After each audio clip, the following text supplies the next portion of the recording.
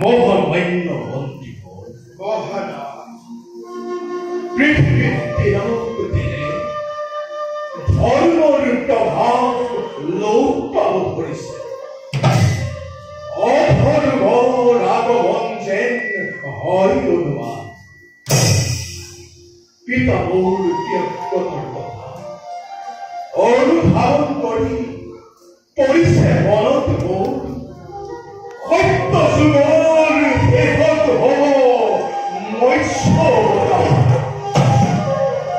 সমগ্ৰ পৃথিৱীত সৃষ্টি হ'ব এক মহাপ্ৰলয়। মন্ত্ৰীবৰ্গ নাথাকিব শিৱ জন্তু, নাথাকিব গছ লতিকা তৰু চিহ্নই ধৰাৰ বৈঠক। সকলোবোৰ দোষ যাব লাগিব মহাসাগৰৰ বিশাল জলধাৰাৰ মাজত। আৰু সেইবাবে এই পৃথিৱীতে হেৰাই যাব ধৰিছে দিনে দিনে ধৰ্মৰ প্ৰভাৱ।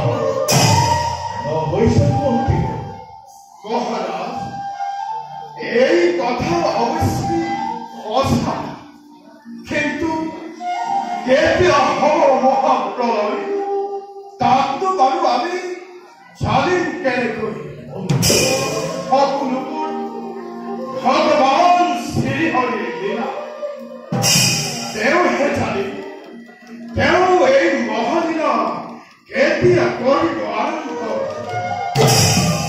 মহাৰাজ, আপনাৰ পিতা মহাধৰ্মী মহাজ্ঞানী।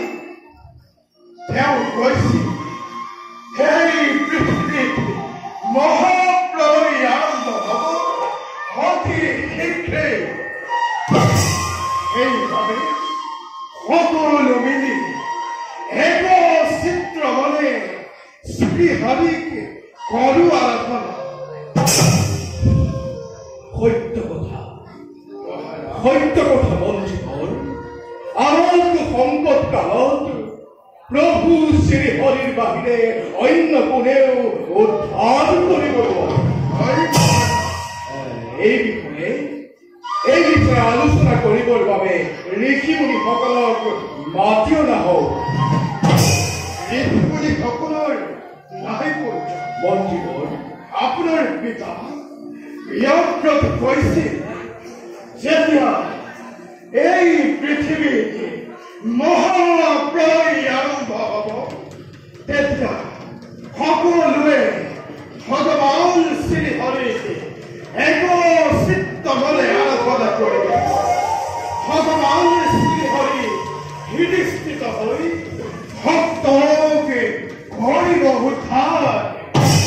এইহেতু মহাৰাজ আপনি নিশ্চিত থাকক। মহাৰাজ, আপনি নিশ্চিত থাকক। সত্য কথা মন্ত্ৰীবৰ। বৃহস্পতিৰ পুত্ৰ মই নামৰ সত্য গ্ৰন্থ আশ্ৰমৰ ধৈৰ্যৰ সীমা।